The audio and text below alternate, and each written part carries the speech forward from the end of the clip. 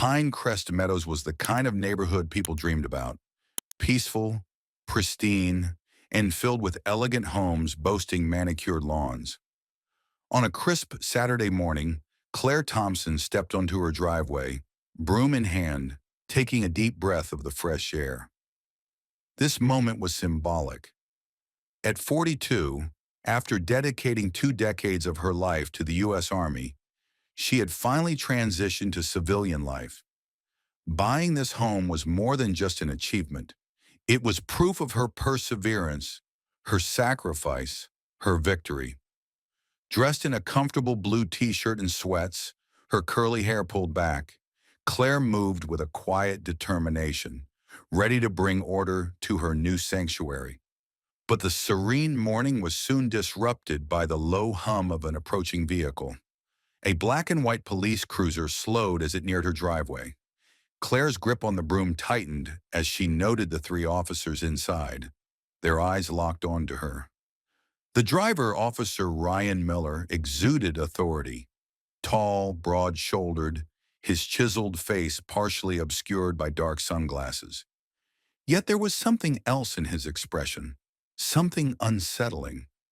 Suspicion. "Take a look at this," he muttered to his partner. Officer David Brooks, a stocky man with a smirk permanently etched onto his face, followed Miller's gaze. "Well, that's a sight you don't see every day." From the back seat, Officer Eric Carter, younger and less confident, hesitated. "Maybe she works here?" he offered, his voice uncertain. Miller's smirk deepened. "Only one way to find out." Claire watched as the cruiser came to a full stop. She exhaled slowly, setting the broom down, her stance neutral but firm as Miller and Brooks stepped out. Carter followed a beat later, reluctance evident in his posture. Miller's tone was clipped, more interrogative than friendly. "Good morning, ma'am. What's going on here?" Claire's brow furrowed. "I'm cleaning my driveway," she said evenly. Brooks let out a short chuckle, shaking his head. "Your driveway?" His disbelief was almost theatrical. He turned to Miller. "She says it's her house." Miller crossed his arms, his sunglasses reflecting the bright sunlight. "Mind showing us some ID, just to clear things up?" Claire's expression hardened. "I don't need to show you anything," she replied, voice firm. "This is my property, and I've done nothing wrong." Brooks's smirk faded. He took a step closer. "Look, we've had reports of suspicious activity in the area. How do we know you didn't just wander in?" Claire inhaled sharply, steadying herself. "That's ridiculous. I moved in 3 days ago. If there were any reports, I would have been informed." Carter shifted uncomfortably, his eyes darting between his colleagues. "Maybe we should just move on," he suggested under his breath. But Miller ignored him. Miller's voice hardened. "If this is really your house, you won't mind if we take a quick look inside." Claire folded her arms across her chest, her patience thinning. "Unless you have a warrant, you're not stepping foot inside." A tense silence hung between them. Miller's jaw tightened. "You sure about that?" He took a step forward, his stance radiating quiet aggression. "We just want to confirm everything. No need to make this difficult." Claire's spine straightened. "I know my rights, officer. Unless you have legitimate cause, I suggest you leave." Miller glanced at Brooks, then gave a subtle nod toward the house. "Go check it out." Claire's heart pounded as Brooks hesitated before motioning for Carter to follow. She held her ground as they pushed past her, her fury burning beneath the surface. Inside, the officers moved cautiously through the space, their boots clicking against the polished hardwood floors. The house was a mix of order and transition, tastefully decorated but still filled with unpacked boxes. Carter scanned the room, his discomfort growing. "Doesn't look like she just wandered in," he muttered. Brooks shrugged. "Let's make sure." Outside, Claire locked eyes with Miller. She had faced down more dangerous men in her lifetime. But something about this, the audacity, the casual abuse of power, made her blood boil. You think I don't belong here? She challenged, her voice measured. Miller let out a dry chuckle. You're reading too much into this. We're just doing our jobs. Claire's eyes burned with defiance. Your job doesn't include harassing people in their own homes. Miller stepped closer, resting a hand on the holster at his hip. Watch your tone, lady. Cooperation goes a long way. Claire's calm facade cracked. And so does respect, she shot back. You don't have the right to treat me this way. Before Miller could respond, the radio on his shoulder crackled. Uh, Miller, we've got something here. Brooks's voice was suddenly uneasy. Miller lifted his radio. What is it? Inside, Brooks stood frozen before a wall adorned with military plaques, framed certificates, and photographs. His gaze landed on an image of Claire in full army dress uniform, standing next to the city's mayor and police chief at an official ceremony. His face paled. She's military, Brooks stammered. A major in the army, and she's got ties. Serious ties. Carter, who had been flipping through a stack of mail, stopped cold. Oh no, he murmured. We are in serious trouble. Brooks didn't hesitate. He pressed his radio. We need to pull back. Now. Outside, Claire caught the shift in Miller's expression. His confidence wavered for the first time. What's the matter, officer? Claire's voice was ice. You look surprised. Miller ignored her, speaking into his radio. Get out here. Now. Brooks and Carter emerged, their faces pale. Brooks wouldn't meet Claire's eyes. Carter looked as if he wanted to apologize on the spot. We should leave, Carter murmured urgently. Miller's jaw clenched. So what? He turned back to Claire, his anger rising. You think you're untouchable because of your rank? Claire didn't blink. But I know my rights, and you violated them. Miller's anger exploded. He drew his gun, aiming it at her. Sit down now. Claire's breath caught, but she remained steady. Years of training kept her from flinching. She raised her hands slowly. Pulling a gun on an unarmed homeowner? That's brave, she said, voice dripping with sarcasm. Carter lunged forward. Miller, put it down, he urged, panic creeping in. This is going too far. Miller hesitated, his grip tightening. Claire met his gaze. And you've already lost. Brooks stepped in, gripping Miller's arm. Enough. We need to leave. Now. Miller's rage smoldered, but he lowered his weapon. Without another word, the officers retreated to their cruiser and drove off. Claire stood motionless, then turned, locking her door. Her hands trembled as she accessed her security footage, every second of the encounter recorded. She saved the file and dialed her phone. This is Major Claire Thompson, she said when the sheriff's office answered. I need to report an incident of police misconduct.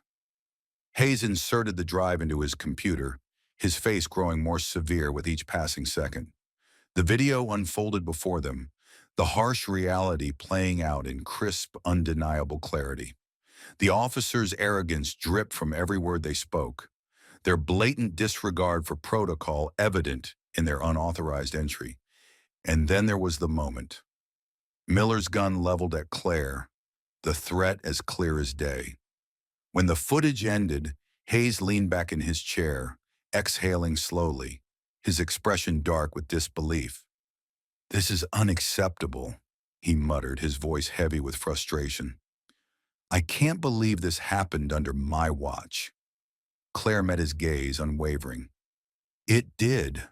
Her voice was firm, stripped of any room for debate. And I expect action. If this isn't addressed, I'll take it higher. To the authorities, to the media. Hayes's jaw tightened, but his resolve was clear. You don't have to. I'll handle it. An internal investigation starts today. Effective immediately, the officers involved will be suspended. Claire nodded, her stare steady. I'm holding you to that, Sheriff. This isn't just about me. It's about accountability. By that afternoon, Ryan Miller, David Brooks, and Eric Carter were summoned to the precinct's Human Resources office. The notice was swift and final. Immediate suspension pending investigation. Brooks accepted the verdict in silence, his eyes darting away in shame. Carter's hands trembled slightly as he nodded, his conscience weighing heavier than his badge. But Miller's reaction was fire and fury. "This is ridiculous," he roared, slamming his fist onto the desk. "We were just doing our damn job." The HR manager remained composed. "Your actions were recorded, Officer Miller. You have the right to appeal, but the evidence is clear. I advise you to consult legal counsel." Miller stormed out, his curses trailing behind him. Brooks and Carter followed, their expressions etched with something close to regret. 2 days later, Claire's phone rang. Sheriff Hayes. "Major Thompson," he said, "the officers have been suspended and the investigation is officially underway. This will be a thorough, transparent process." Claire's voice was even. "Thank you, Sheriff. I trust you'll follow through." But the story didn't end there. News of the incident spread like wildfire. The footage, released as part of Hayes' promise for transparency, went viral. Local stations ran it on repeat, national outlets picked it up, and the conversation shifted from Pinecrest Meadows to the entire country. Outrage swelled. People took to the streets demanding change. Advocacy groups stepped in, calling for police reform, stricter oversight, mandatory training. Through it all, Claire remained grounded. She declined most interview requests, letting the footage speak for itself. This wasn't about her, it was about something much larger. One evening, as she watched the news coverage roll across the screen, her phone buzzed. A message from a friend. "You've started something important. Keep going." Claire read it twice, a faint smile touching her lips. The fight was far from over, but she was ready. 2 weeks after the incident, the Pinecrest County Police Department was packed with reporters. Cameras flashed as Sheriff Hayes stepped up to the podium. Beside him, Claire stood in her Army uniform, a silent but powerful presence. "Good afternoon," Hayes began, his voice firm but measured. "Today, we address an incident that has rightfully brought national attention to this department. I want to assure the public that we stand by our commitment to transparency and accountability." He outlined the findings of the investigation. The security footage and witness testimonies confirmed multiple violations by the officers involved, he announced. Officer Ryan Miller, who unlawfully drew his weapon on Major Claire Thompson, has been charged with criminal misconduct, including assault with a deadly weapon and abuse of power. He was taken into custody this morning and is awaiting trial. A wave of murmurs rolled through the crowd. Officers David Brooks and Eric Carter, who entered Major Thompson's home without a warrant, have been terminated from the force. They will face administrative penalties for their actions. Claire scanned the crowd. The emotions in the room were palpable: relief, anger, vindication, a reckoning. Hayes turned to her. "Major Thompson, would you like to say a few words?" She stepped forward, her gaze steady. The room fell silent. "Thank you, Sheriff Hayes," she began. "But this isn't just about me. It's about every person who has ever been dehumanized, profiled, or mistreated because of how they look or who they are." Her voice was calm but carried an unshakable weight. "I have dedicated my life to serving this country, to upholding justice. But that day, outside my own home, I was treated like I didn't belong. No one should ever experience that." She paused, her next words carrying a solemn promise. "This isn't just about punishing a few officers. It's about systemic change. We must demand accountability. We must build systems that protect everyone equally." Applause erupted. Hayes extended his hand and Claire shook it firmly. Together they stepped down from the stage, the press clamoring for more. But change wasn't just words. It had to be action. And action came swiftly. Under mounting public pressure, the Pinecrest County Police Department announced sweeping reforms. mandatory anti-bias in de-escalation training for all officers, body cameras on at all times during public interactions with strict penalties for any tampering, a civilian oversight board to investigate complaints and ensure accountability. The response was mixed. Some hailed the changes as progress. Others remained skeptical. But Claire knew this was only the beginning. Her name became a rallying cry. Advocacy groups invited her to speak. Leaders sought her counsel. Yet she remained private, focused, determined. One evening, Sheriff Hayes called. "Major Thompson," he said, "I just wanted to thank you. You've pushed us to be better, and for that, I'm grateful." Claire's voice was steady. "Thank you, Sheriff, but this is just the beginning. There's still more work to do." Months later, the courtroom was packed. Ryan Miller sat at the defense table, his expression unreadable. Claire, dressed in uniform, took the witness stand. The prosecution played the footage. The room filled with the chilling replay of that morning. Gasps rippled through the crowd. Miller's defense argued it was a high-pressure situation. The judge didn't buy it. The jury deliberated for days before delivering their verdict. Guilty. Miller was sentenced to 4 years in prison for assault with a deadly weapon and misconduct. As he was led away, his face was a mix of rage and resignation. Justice had been served, but the fight wasn't over. In the months that followed, Pinecrest saw real changes. Policies shifted. Training was enforced. A community once silenced now had a voice. And Claire? She kept pushing forward. One afternoon, a young woman approached her. "Major Thompson," she said nervously, "I'm studying criminal justice. Your story, it's why I chose this path." Claire smiled. "That's a noble goal. Change takes courage. Stay committed, and you'll make a difference." The woman nodded, determination shining in her eyes. As she walked away, Claire leaned back, a quiet sense of satisfaction washing over her. Because justice wasn't a moment.